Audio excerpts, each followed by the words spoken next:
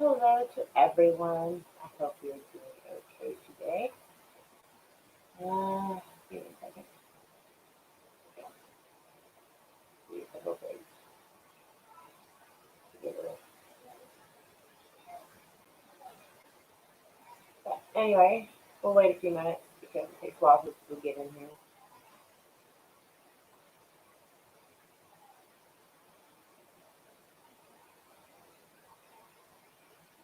Anyway, Kim Possible, hello and welcome.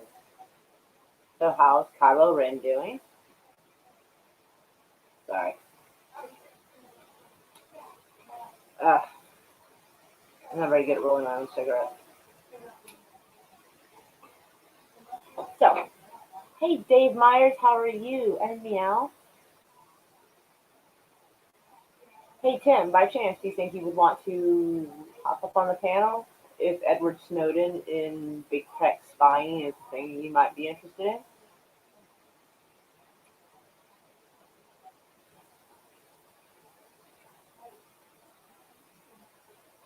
Runs with phantoms. Rawr. Well, rawr to you too.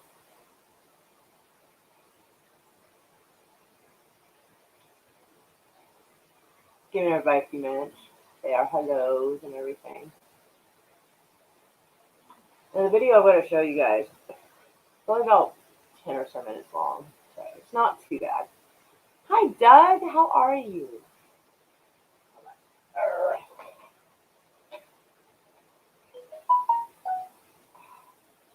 I don't know why it's doing this. Like, this phone goes to one Instagram for like my campaign, and this one was going to the Instagram for my cat, or one of my cats. And for some reason it's crossed over, so now I get notifications from the same Instagram, and I don't know why. So, yeah, that's happened. Anyway, so how is your day, Phantom, Doug, Dave, Tim?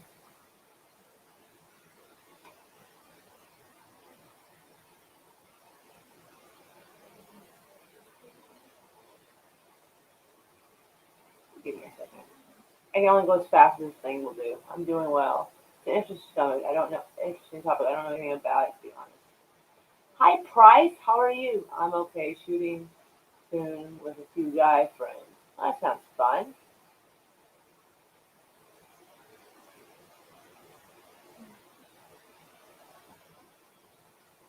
Well, I think big tech companies spying on people, I think should be something everybody's interested in, to be honest.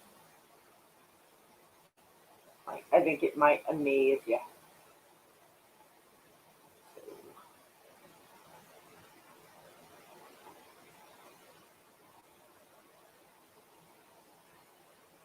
Alright.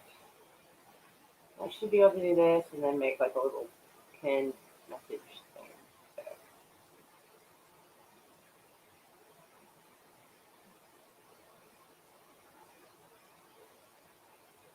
there we go.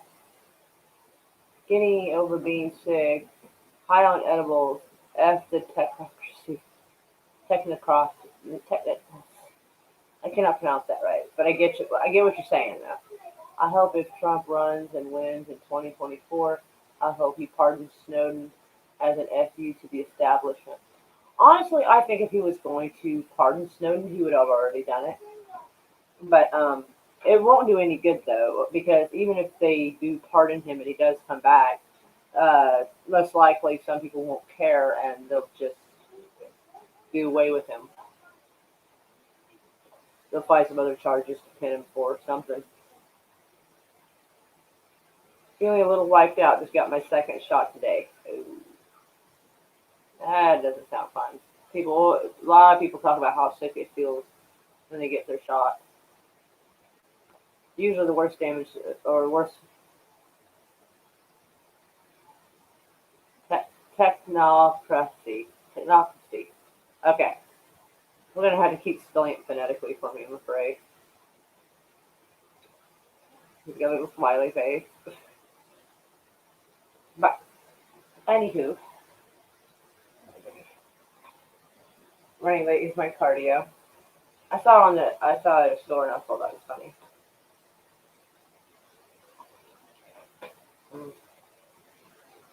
It looks different on the hanger though, so I have to have like a safety pin holding the side closed because it like kind of runs down kind of long, and I'm like, that is not a shirt I could normally wear without safety pins. But anyway, Snowden, wasn't there a movie about him? Yes. Yes, the movie is about Edward Snowden. Yes. Believe me when I say millions of people want him pardoned for exposing government psyops. No, no, I don't doubt that, but I'm saying people who he ratted out might not care if he's pardoned. Not everything happens in accordance to the law, you see. And the law changes to suit politicians and big tech companies, apparently. Share screen, share audio, if you'll want to hear it. Alright, so we're gonna go full screen, which means I can watch the chat with this phone here. And this is that pardon him, but acknowledge that the crime has been committed. Well, it's not that a crime had necessarily been committed, but the government was after him. So this would be something to sort of, I don't know. I don't know if it would do any good. Like, honestly, like, so many people dislike Trump, they might just hold it against Snowden even more if Trump was pardoned him. Anyway, so here we go. How loud is this? Alright, I'm going to turn it up just a smidge. Hopefully it's not too loud for y'all. Alright. So here we go. Big tech wants to track everything you do and everything on the internet, and it seems they found a way to do it. In the film Songbird, it's 2024. COVID is still around, and phones act like informants that report people to the government. Now, a coalition of big tech and mainstream media companies are pushing new technology that could turn your phone or computer into an informant. Everything created on a device with a computer chip could be tracked back to the author. Everything. Every post, every photo, every video will have the creator's digital signature on it.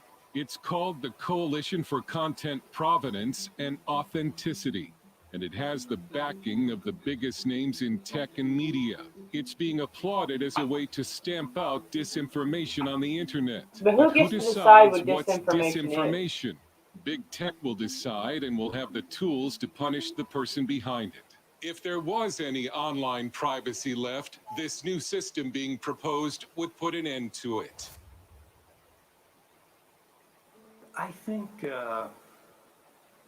these companies, when they engage in a clandestine relationship with the government, when the government comes in and they say, look, we want you to provide a specific thing in a specific way, no one's going to know about it. It'll be classified. It's for national security purposes, or this, that, or the other. It's a limited time deal for a limited purpose. It sounds pretty good, and they go along with it. They never, I think, have a full understanding that that is the thin edge of the wedge, right? That's the lowest bar. And the government is only going to ratchet up their access and the demands over time. As soon as they begin cooperating in part, they will ultimately end up cooperating in full, because the mere creation of the relationship, the creation of this system of providing information, was the original kind of sin. And once the government realizes there's a mechanism for access, once they can go to the courts and establish that this kind of horse trading, these kind of compromises have been granted in the past, that will be used as a basis to require and compel future cooperation that is far in excess, I think, of what, first off, they initially agreed to, and secondly, and ultimately, what they ultimately believed they could be asked for ever in the future. So yes, I do think it's fair to say there is always a failure of imagination in terms of what these relationships entail. Companies around the world need to understand generally, they need to consider this question of who do they ultimately work for? Why does their institution exist? Does it exist for the benefit of their customers and the public, or does it exist for the benefit of government? You have to have a real understanding of who your ultimate customer truly is. When you look at these kind of companies, and you get back to this question we were just considering, who is their customer? Their users are not their customer. And that was what gave rise to a lot of the abuses we saw prior to 2013, and I think is the ultimate lever by which abuses are being continually visited upon the public today. When you use Facebook, you are not their customer, you are their product. And it is unfortunately, in a lot of ways, true of Amazon's internet services as well. Amazon runs half the internet, and people aren't really aware of it. They're not familiar with it. They think of it as a place where you buy shoes. And it is that in one regard, but that's a very small fragment of their business. And in the past, for lack of a better term, we called it Amazon heroin, because you just kept going and you had to get your next fix, your next check. But at the end of the day, you find out that this person who was seemingly benefiting you, making you feel good, was just ultimately going to be your downfall, end quote. So, Mr. Bezos, this is one of your partners. Why on earth would they compare your company to a drug dealer? Sir, I have great respect for you in this committee, but I completely disagree with that characterization. And that digital portion of it gives them a greater and greater visibility over everybody's activities on the internet with each passing day. Now, we don't have a lot of evidence today to show precisely how this is being abused, but we know they have the capability, should they choose to use it, to do so. And we know they have incredibly intimate relationships with the United States government, particularly the intelligence community, because they built the CIA's data center, which they continue to operate today. So when we look at these things in the backlash in tech, I think this is actually one of the only means by which we've been able to effectively understand and police their activities today. We recognize now in every language and every jurisdiction that these companies have abused their platform, their position in global society today. The question before us really is what we are going to do about it in order to make sure that while, yes, these services are useful in some ways to society, the ways in which they exploit their position must be moderated. GDPR honestly isn't good enough. And we know this by the simple fact that all of these prophesied fines of 4% of global revenue that would be applied to bad actors on the internet have yet to be applied to the bad actors on the internet. Until we see Google and Facebook and Amazon eating 4% of global revenue fines every single year, until they reform their activities, GDPR might as well not exist. But it is a start, and it is well-intentioned, and I think those kind of mechanisms are valuable until we start seeing them being used, and until we start increasing the ratchet to find more effective means of sort of regulating these behaviors. We're not going to get where we need to be. In terms of good versus bad internet, it's the internet of my youth, which I write about quite some length in my memoir, Permanent Record, was a creative and cooperative space. The commercialization of the internet was sort of a value-added part of it rather than the central purpose of it. Today, the internet has been transformed. That creative and cooperative space has been colonized and exploited and ultimately transformed into a competitive and commercial space, first and foremost. And that has been, I think, largely to the detriment of the public and the average user. It is also, I think, in a large way responsible for the increasing fracturing of society and the partisanship we see today. It is by perhaps restoring this balance of what the internet is best used for by limiting the ways we can be exploited. And I think the way this is largely driven today is through data collection. Companies should not be able to retain records about people's private lives for longer than is absolutely necessary for the accomplishment of their business purpose. It's fine to hold records for this period or that period to complete an order, to complete a transaction. But they don't need them a year later. They don't need them 5 years later. And they certainly don't need them going back to 1987, which is how long AT&T holds records of our telephone communications. AT&T keeps track of records that long? To navigate the next generation of changes on the internet and really take a leadership position in the next generation of internet business, is you don't need to trust us. You shouldn't trust us. And our services have been designed in a way that even if we are trying our hardest to screw you, we can't hurt you. And it is this trustless system design which is the basis of all computer security. This probably sounds strange to a lot of people, but in the context of information security, trust is considered a vulnerability.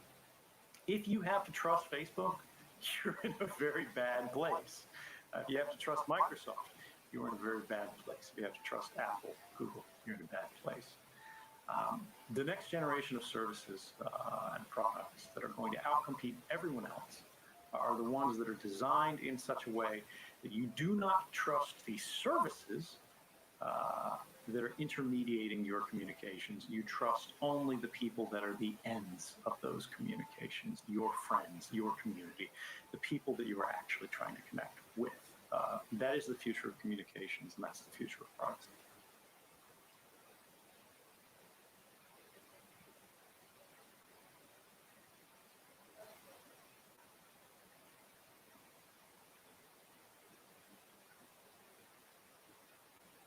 All right, there we go.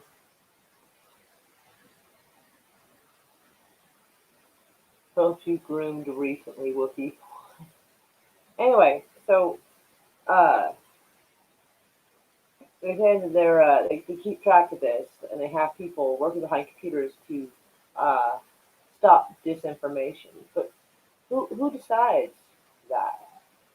Because no matter what side of the aisle you're on, both sides have agreed that regular media usually cannot be trusted. So what makes us think these greedy big tech companies can be trusted? They're the ones who get to decide?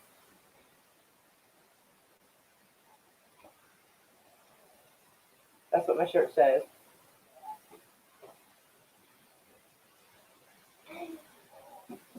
But yes, that's definitely something we should like. I mean, I don't have any answers. I have no idea what anyone can actually do about that, except them being higher up. But taking on these companies are incredibly tough. They have dug their heels in the ground and stabilized themselves in such a way that it makes it hard to budge them. Works every time. Okay? But, yes. Now, if I get elected, I don't know if there's something I can do about it, but I can try. Ugh, what is going on over here? It's telling me the live stream is late starting. It shouldn't be. I thought I balanced it out right so it wouldn't be late. But, alright, so I wanted y'all to see that. Here in a few minutes, I guess, even though I thought I set it for a later time. No, actually, hold on. Let me check. Let's see, when is that supposed to start? Oh, apparently I am late for my other live stream, so shit. Alright, let me get my stuff together and we'll watch Outlander, because I love that show. It's got time traveling, kills, fighting.